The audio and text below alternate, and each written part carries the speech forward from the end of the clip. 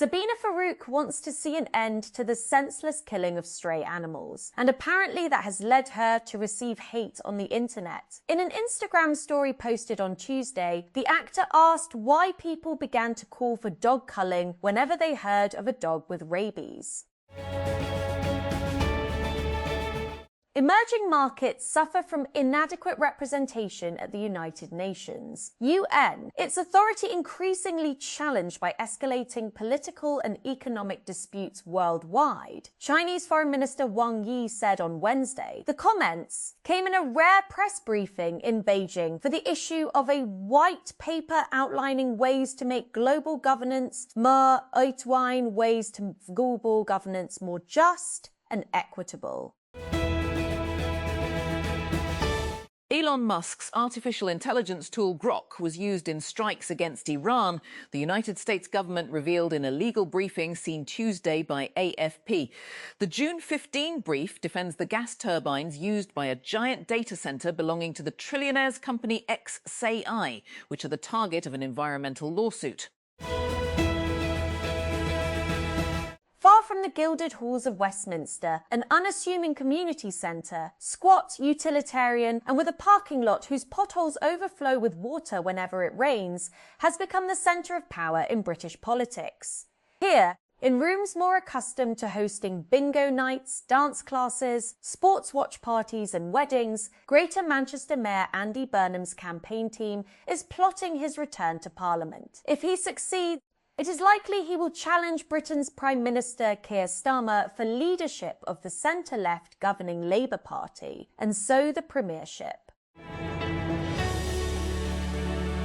Lionel Messi marked his record 6th World Cup appearance with his first hat-trick at a FIFA tournament, also becoming the joint highest scorer at a World Cup, as Argentina beat Algeria 3 to open the defence of their global crown. The former 38-year-old forward thought he had opened the scoring in the 8th minute Kansas City's on Tuesday. He slotted home from close range, but the offside flag was raised.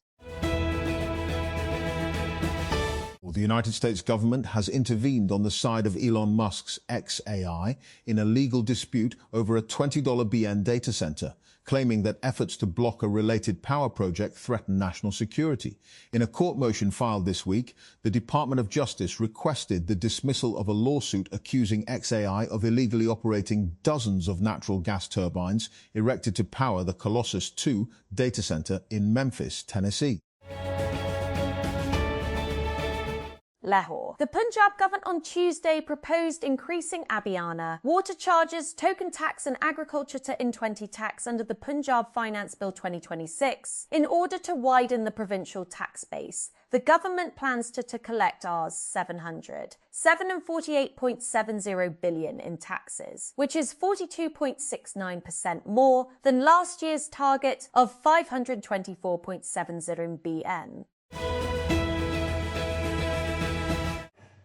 Lahore. The Punjab government on Tuesday allocated $750 billion for the education sector 26-27 annual budget, including funds for schools, colleges and universities. The government claimed that the allocation, constituting around 15% of the provincial budget, was aimed at improving quality education and supporting students' infrastructure, supporting across the province, enhancing access to students' province. Province surrenders 749 to National Exchequer. Social sector gets largest share at 333.666. Infrastructure allocated 17.24. Production sector gets 103s. 25 BN. Transport gets bulk of services funds at 78.54. The Punjab government on Tuesday unveiled a scaled-down R752 billion annual development programme, ADP, for the next fiscal year, down about 40% from last year's 1,240 BN, after surrendering 749 BN to the National Exchequer, with social sectors receiving the largest share of development spending, followed by infrastructure and production-related sectors. Erling Haaland scored twice in his World Cup debut as Norway powered past Iraq to win 4-1 in their Group I opener in Boston. The Manchester City striker scored his first goals at a major international tournament on Tuesday as Norway returned to the World Cup for the first time in 28 years.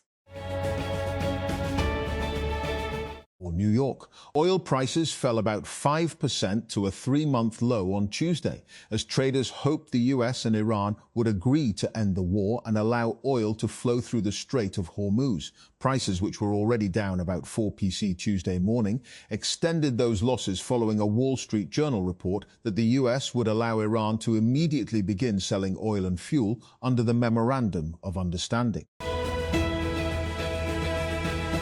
East Rutherford. Kylian Mbappe scored twice as France shook themselves awake after a sleepy first half on Tuesday to beat Senegal 3-1 in New Jersey Stadium for a perfect start to their World Cup campaign. While the Africans had looked the stronger team in the first half of the Group I match, the second period was a different matter as French class ultimately proved the difference.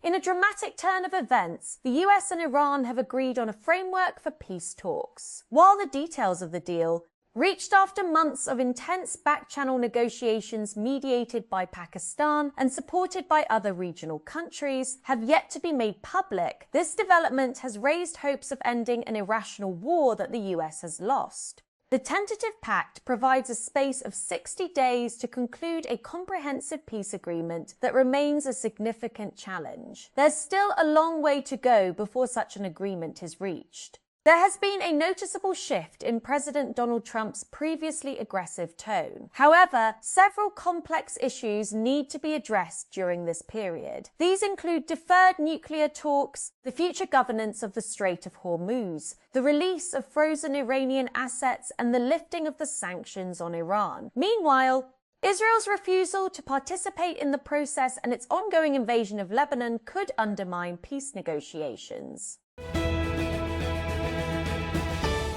Nairobi, Kenya. The death of a 17-year-old schoolboy during protests against a planned US Ebola quarantine facility has transformed a public health project into one of Kenya's most contentious political controversies this year. 3 people have now been killed, a court challenge has halted construction, and the proposed 50-bed centre at Laikipia Air Base in Nanyuki has triggered fierce debate over public participation, sovereignty, and foreign influence. Any doubts about Kylian Mbappe's status as one of the world's greatest footballers were laid to rest when he statistically topped the charts with 2 goals as France beat Senegal 3-1 in their opening game of the World Cup. The 27-year-old became France's record scorer on Tuesday, overtaking Olivier Giroud with 58 goals. In a full-circle moment, Giroud, a commentator at Tuesday's match against Senegal, congratulated Mbappe live on air when he netted again in the 96th minute.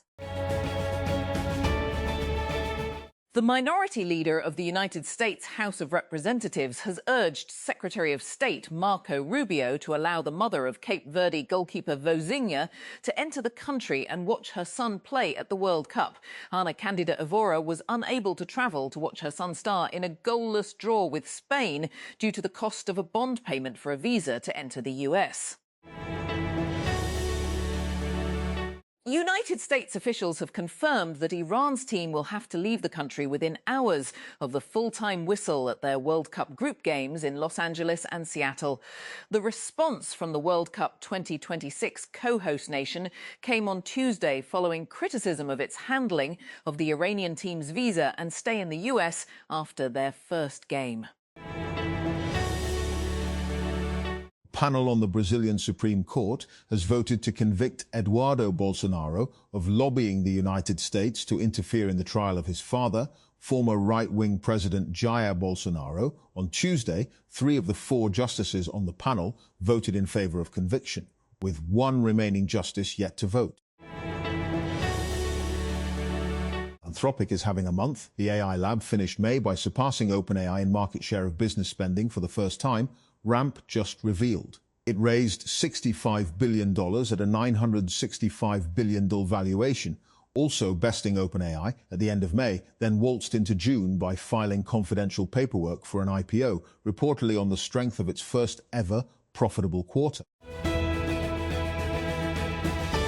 Kylian Mbappe scored twice as France launched their bid for a third World Cup crown with a 3-1 victory over Senegal in Group A. Real Madrid star Mbappe took his career World Cup goals tally to 14, just 2 behind all-time leader Miroslav Klose, and Bradley Barcola was also on target as Les Bleus secured all 3 points for Didier Deschamps' side on Tuesday.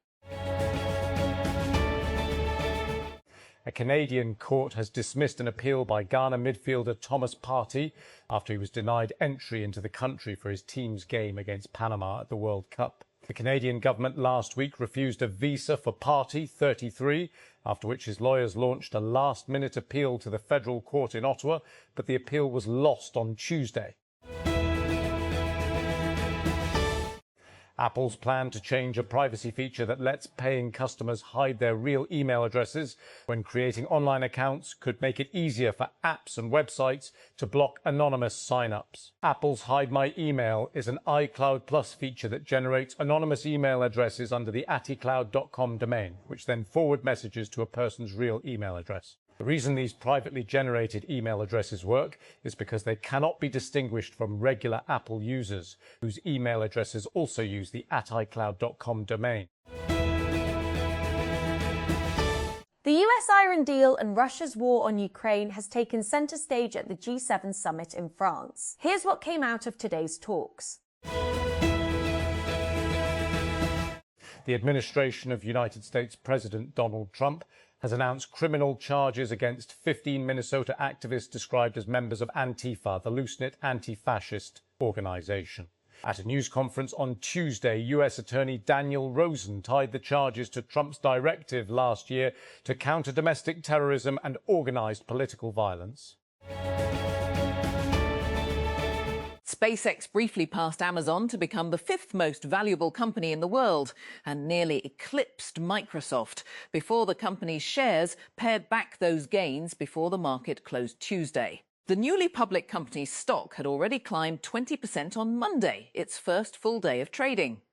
Tuesday's news that SpaceX was acquiring AI coding company Cursor, along with the start of options trading on SpaceX's shares, sent the share price even higher, spiking its valuation to $2.9 trillion before it ultimately settled back down.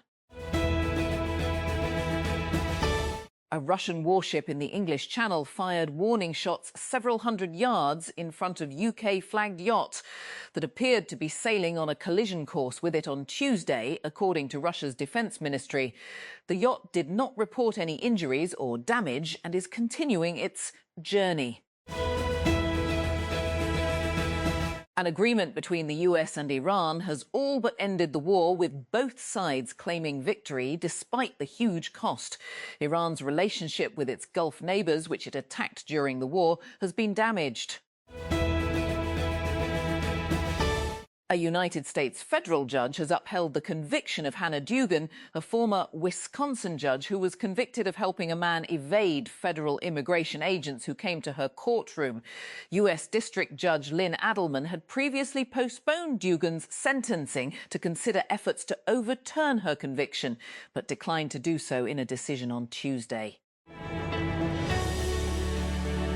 The current Ebola outbreak in the Democratic Republic of Congo, DRC, could become deadlier than the worst outbreak on record, which killed more than 11,000 people, says the head of Africa's Centers for Disease Control and Prevention, Africa CDC. The number of confirmed cases in the country, including increased to 896 deaths, government data showed on 6 death data showed on Tuesday.